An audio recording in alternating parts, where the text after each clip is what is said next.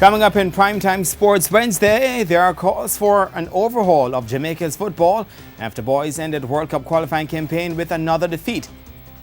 And a fashionable entry, Jamaica's delegation turns up in style as the Paralympic Games get underway with the opening ceremony in Rio, Brazil. Good evening, I am Jermaine Brown, and the details of these and more when we return.